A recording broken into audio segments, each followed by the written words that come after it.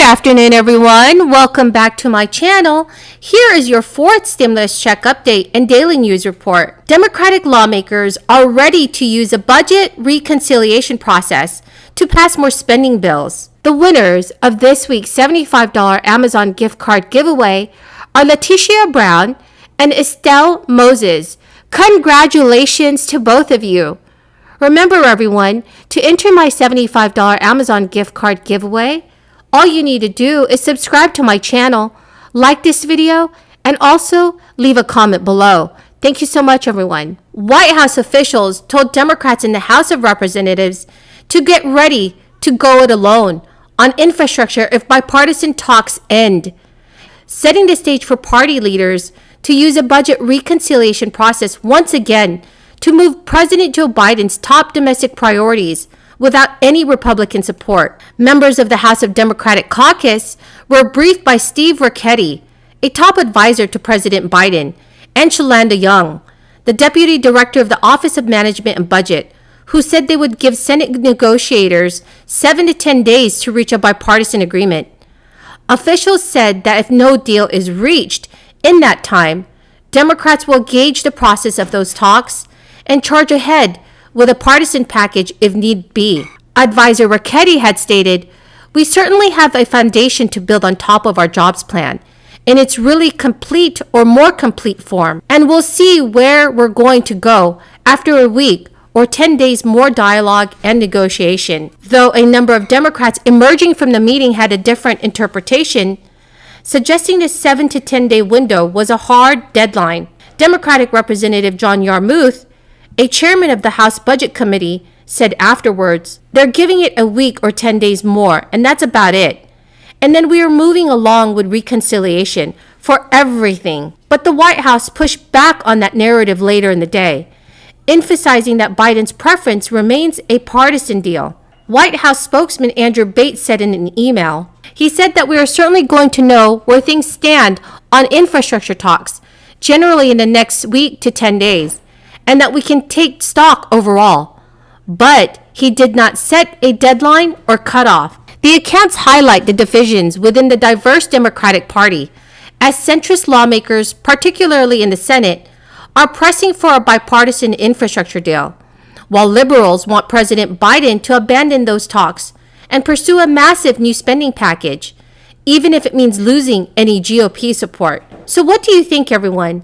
Should our lawmakers use the budget reconciliation process once again?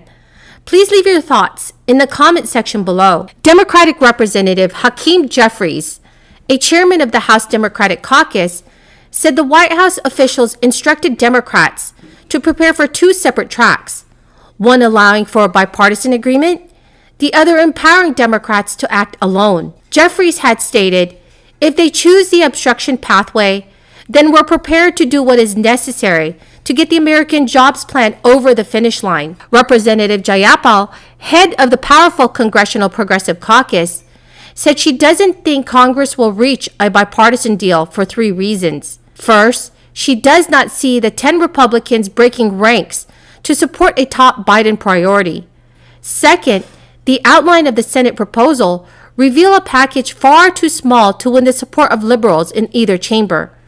And third, the gas tax some senators have proposed to help cover the new cost. Jayapal said, "What we have said consistently is that it would be very difficult for us to vote on a smaller bipartisan package that leaves out so many of our critical priorities. Unless we absolutely have the other package, reconciliation packages, moving at the same time, and we have 50 votes in the Senate for it." Now, there are 25 states that have opted to curtail enhanced unemployment benefits 2 months early, citing difficulties being reported by some employers in finding workers. Lawmakers who are shutting off benefits early have typically pointed to hiring needs of newly opened businesses in hospitality, such as restaurants that are finding a smaller pool of job candidates. There are states that have already ended the benefits on June 12th, including Alaska, Mississippi, Iowa, and Missouri.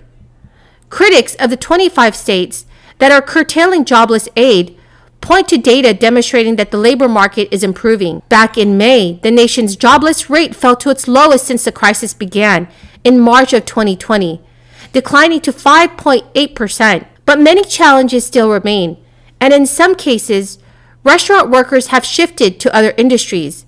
But some hospitality industry workers remain sidelined because of childcare issues or health concerns. Many other unemployed workers with years of experience in other industries tell CBS News that finding a job is not as easy as their lawmakers suggest. About 1 in 4 United States workers now on unemployment will lose their benefits early through the action of these 25 states. That amounts to about 4 million workers facing an end to all or most of their jobless aid. So do you support ending federal unemployment benefits early? Please leave your thoughts in the comments section below. So everyone, that is the end of the video for this afternoon. I truly hope you found this video helpful today. This coming Friday evening, I will be giving away more $75 Amazon gift cards. You can still enter the giveaway. All you need to do is subscribe to my channel, share and like this video, and please remember to leave a comment below.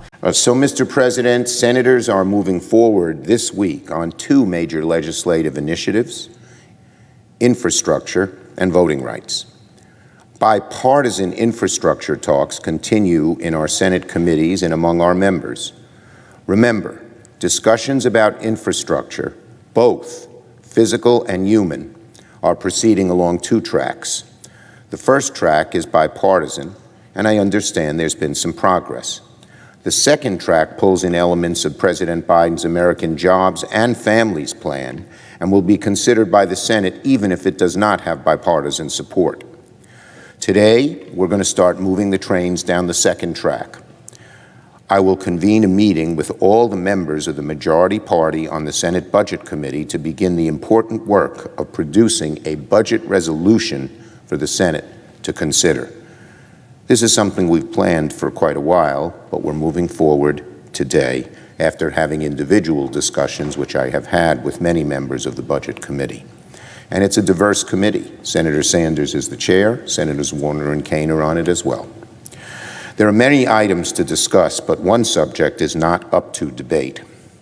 I will instruct members to ensure that any budget resolution puts the United States on track to reduce carbon pollution at a scale commensurate with the climate crisis. We need significant reductions in emissions through clean energy, electric vehicles, as well as funding to help manufacturers and farmers be part of the solution in fighting climate change.